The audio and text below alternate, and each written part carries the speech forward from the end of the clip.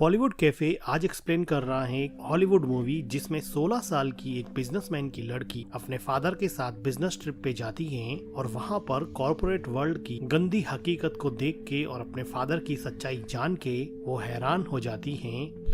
Movie की शुरुआत में हम देखते हैं कि 16 साल की एक लड़की ली अपने फादर के साथ बिजनेस ट्रिप पे आई हैं। ली के फादर एक मल्टीनेशनल कंपनी के सीईओ हैं। आज उनको एक बहुत बड़ी डील मिलने वाली है। वो अपने फादर से पूछती हैं कि क्या कर रहे हो डैड। तो डैड बताते हैं कि वो आज उस डील को पाने के लिए सेल्स पिच की तैयारी कर रहे हैं। ली कहती हैं कि क्या मैं भी चलूं आपकी कॉर्पोरेट मीटिंग में, मैं वहाँ पे काफी डिसिप्लिन और स्ट्रिक्ट रहूंगी। उसके डैड कहते हैं कि मैं जानता हूँ तुम यहीं पे रहो। तो ली कहती हैं कि नहीं, मैं तो किसी ड्रग डीलर के साथ में भाग जाऊंगी, आपको अच्छा लगेगा क्या। तो ली के फादर कहते हैं कि ऐसा मजाक मत करो। ली के फादर कहते हैं कि मैं कैसा लग रहा हूँ। तो ली कहती है कि आप बहुत अच्छे लग रहे हो और वो उठकर अपने डैड की शर्ट को थोड़ा ठीक करती हैं और कहती हैं कि अब सही लग रहे हो।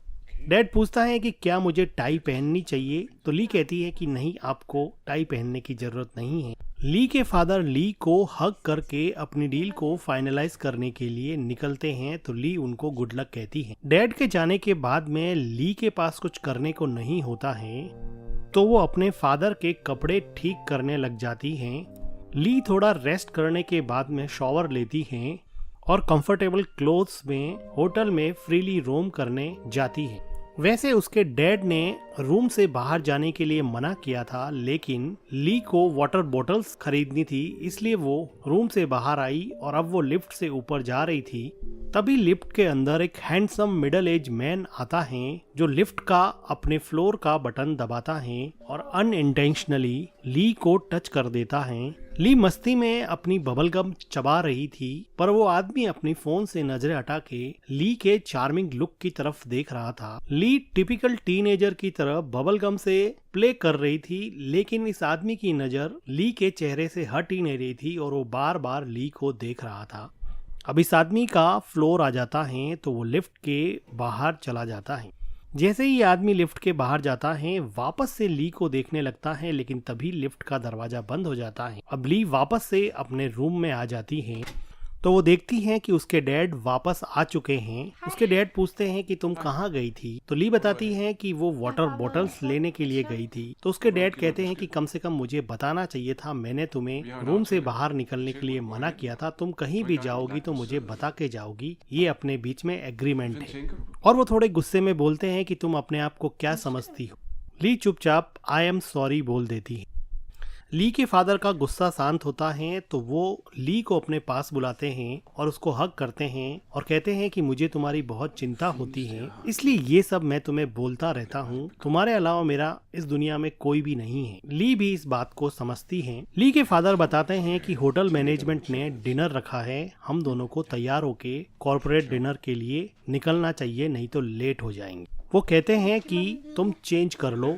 ली अपने फादर से अपना वाइट कॉर्पोरेट शर्ट मांगती हैं और अपनी टी को निकाल के डिनर के लिए वो वाइट शर्ट पहन लेती हैं ताकि वो भी कॉर्पोरेट लोगों के साथ में घुल मिल सके। ली अपने डैड को पूछती हैं कि आपकी मीटिंग कैसी रही और आपको क्या लगता है, क्या आपको वो कॉन्ट्रैक्ट मिल जाएगा क्या। लेकिन उसके डैड उसकी इस बात का जवाब नहीं देते हुए ली के कॉर्पोरेट ड्रेस की काफी प्रशंसा करते हैं और कहते हैं कि तुम बहुत खूबसूरत लग रही हो, तुम सच में ही बहुत खूबसूरत हो, तुम मेरी बेटी जो हो। वो ली को कहते हैं कि चलो डिनर टेबल पे नीचे चलते हैं और उन लोगों से अब कॉन्ट्रैक्ट लेकर ही वापस आएंगे। ली कहती है कि हाँ डैड। ली के डैड ली को डिनर पार्टी में ले जाते हैं। ली देखती हैं कि उसके फादर एक आदमी क्रिस्टीन से हाथ मिला रहे होते हैं और वो ली को क्रिस्टीन से इंट्रोड्यूस करते हैं और कहते हैं कि ये मेरी डॉटर है। और ली को कहते हैं कि ये क्रिस्टीन है, ये हमारा परचेजिंग मैनेजर है। ली ऑलरेडी इस आदमी से लिफ्ट में मिल चुकी थी। ली के फादर क्रिस्टीन को कहते हैं कि 1 मिनट है क्या तुम्हारे पास, मुझे तुमसे बात करनी है। ली के फादर ली को किस करते हुए वहाँ से जाने लगते हैं तो ली कहती है कि कॉन्ट्रैक्ट लेके ही आना। डैड के जाने के बाद में ली डिनर पार्टी में दूसरे लोगों से हेलो हाय करती हैं तो वो देखती हैं कि उसके फादर एक कोने में जाके परचेजिंग मैनेजर क्रिस्टीन से बात कर रहे होते हैं और ऐसा लग रहा था कि उनके बीच में कोई आर्ग्यूमेंट हो रहा है। ये सब ली को बड़ा अजीब लगता है तो वो अपने फादर के पास आती हैं क्योंकि इस कॉन्वर्जेशन के बाद में ली के फादर काफी सैड हो गए थे। तो ली अपने डैड के पास आकर पूछती हैं कि क्या हुआ डैड, क्या मैं आपकी कोई हेल्प कर सकती हूँ क्या? तो वो कहते हैं कि तुम क्या हेल्प कर सकती हो? ली के डैड सार्केस्टिकली कहते हैं कि क्या तुम मुझे वो कॉन्ट्रैक्ट दिला सकती हो क्या? अगर दिला सकती हो तो दिला दो। और वो वहाँ से चले जाते हैं। सबके सामने डांटने की वजह से ली अब रोने लग जाती हैं और रोते रोते होटल के टेरेस पे पहुंचती हैं जहां पर वो देखती हैं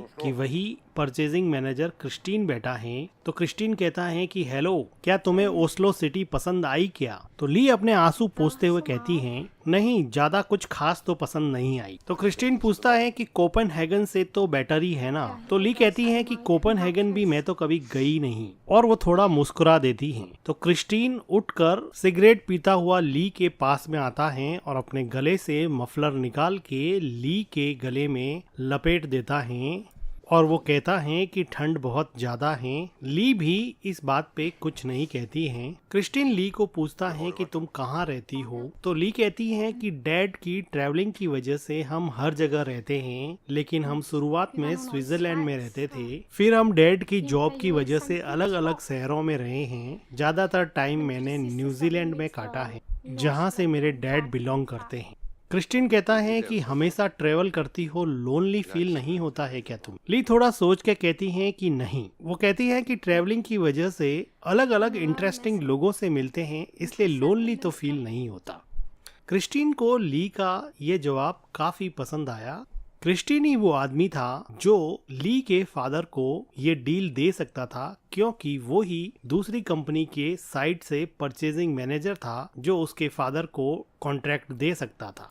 ली अपने गले से क्रिस्टीन का मफलर हटाती हैं और उसको देते हुए कहती हैं कि अब मुझे जाना चाहिए, मेरे फादर मुझे ढूंढ रहे हों, और ली वहां से चली जाती हैं। अब देखते हैं कि यहाँ पे एक कॉर्पोरेट मीटिंग चल रही होती है जिसमें ली के फादर परचेजिंग मैनेजर क्रिस्टीन से कहते हैं कि डील उसको दे दो, वो एक बेहतर क्वालिटी की कारपेट कम प्राइस में देने को तैयार है। लेकिन क्रिस्टीन ये कहता है कि तुम्हें प्राइस थोड़ा लो करना पड़ेगा, तभी जाके मैं तुम्हें ये कॉन्ट्रैक्ट दे सकता हूँ। ली के फादर के एक्सप्लेनेशन में क्रिस्टीन का कुछ ज्यादा ध्यान नहीं होता है और वो बार बार ली की तरफ ही दिखता है। ली मीटिंग में बैठी बैठी अपने हैंड बैंड से खेल रही होती है, लेकिन वो इस मीटिंग में बैठी बैठी काफी नर्वस हो रही थी क्योंकि उसके पास में क्रिस्टीन बैठा था और क्रिस्टीन के इरादे कुछ ठीक नहीं लग रहे थे। क्रिस्टीन अपना हाथ ली के पास लाता है और उसको इनएप्रोप्रिएटली टच करने की कोशिश करता है। सरप्राइजिंगली ली भी इस चीज को रजिस्ट नहीं कर पा रही थी, लेकिन ली को ये सब थोड़ा वियर्ड लगा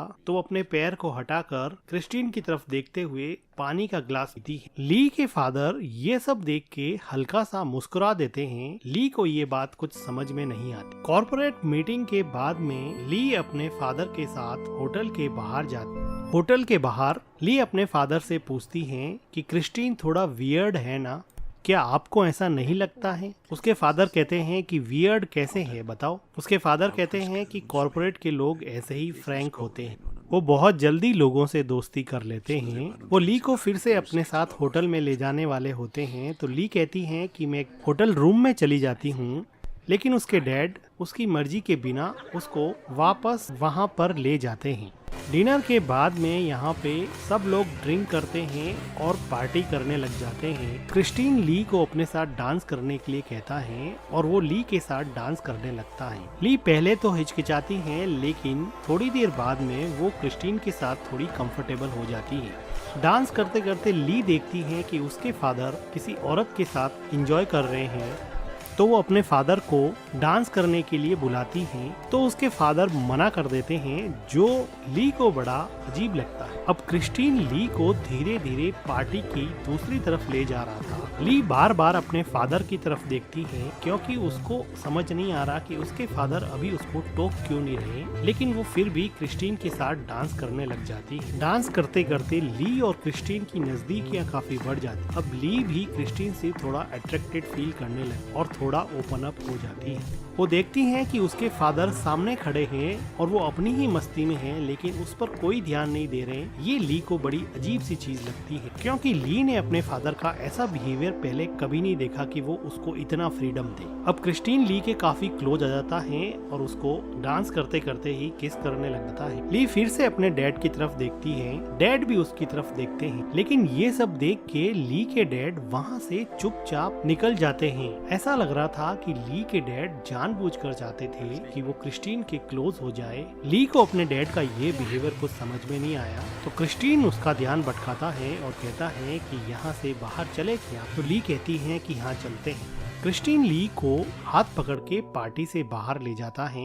ली दोनों तरफ से कंफ्यूज होती हुई चुपचाप क्रिस्टीन के साथ चली जा रही। उसको अपने फादर का ये बिहेवियर समझ में नहीं आ रहा था। क्रिस्टीन ली को अपने कमरे में ले जाता है और ड्रिंक करने के लिए ली को वोडका देता है। ली विंडो पे खड़ी वोडका ड्रिंक कर रही होती है और उसकी सांसें तेजी से चल रही। थोड़ी देर बाद में क्रिस्टीन ली के पीछे आता है और उसको नेक पर किस करने लग जाता है। उसके बाद में ली और क्रिस्टीन यहाँ पे इंटीमेट होते हैं। इंटीमेट होने के बाद में क्रिस्टीन वहाँ से चला जाता है और ली अकेली ही बैठी रह जाती है। ली को कुछ समझ में नहीं आया कि ये बिना बात किए ही कहाँ पे चला गया है। ली वापस से पार्टी हॉल में जाती है, जहाँ पे अभी भी लोग पार्टी कर रहे होते हैं। ली पार्टी में अपने डैड को ढूंढती है। थोड़ी देर ढूंढने के बाद में ली अपने डैड को देखती है, जो क्रिस्टीन से बात कर रहे थे। और अब क्रिस्टीन और उसके डैड काफी खुश लग रहे थे, जो कि थोड़ी देर पहले आर्ग्यूमेंट पे उतर आए थे।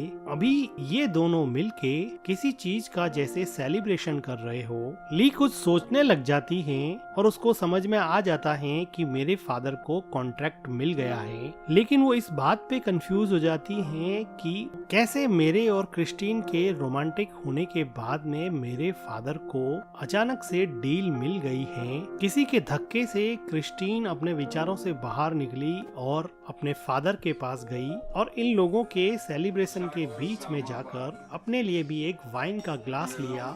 ली के फादर ली को कान में बताते हैं कि उनको डील मिल गई है, इसलिए वो सेलिब्रेट कर रहे हैं, जिसका अनुमान ली ने ऑलरेडी लगा लिया था।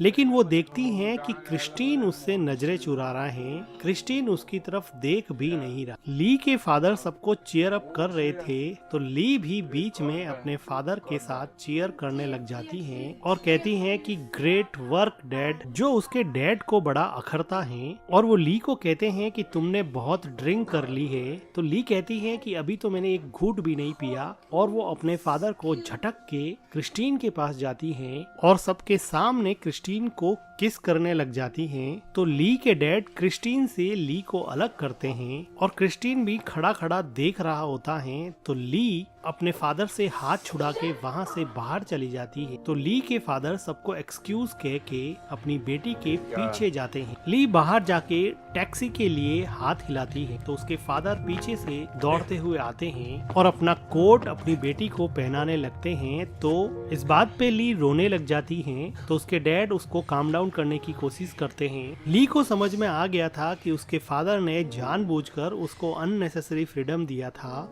और क्रिस्टीन से डील पाने के लिए उसका यूज किया, और अब यहाँ पे अपनापन जता रहे हैं और कह रहे हैं कि कल तक सब ठीक हो जाएगा। क्रिस्टीन ने भी उसका अननेसेसरी फायदा उठाया। इंटीमेट होने के बाद में क्रिस्टीन उससे बात भी नहीं कर रहा था। ऐसा लग रहा था कि जैसे वो सिर्फ उसके साथ फिजिकल ही होना चाहता था, जबकि ली पूरी तरह से इमोशनली इन्वॉल्व हो गई। उसको बहुत बुरी तरह से हर्ट हुआ कि फादर उसको कंसोल करके हग करते हैं, लेकिन ली अपने फादर से दूर हट जाती हैं, क्योंकि अब फादर और डॉटर के बीच का ट्रस्ट ब्रेक हो गया था। तो ली के फादर कहते हैं कि तुम्हारे अलावा मेरी जिंदगी में कोई भी नहीं है, प्लीज तुम रुक जाओ।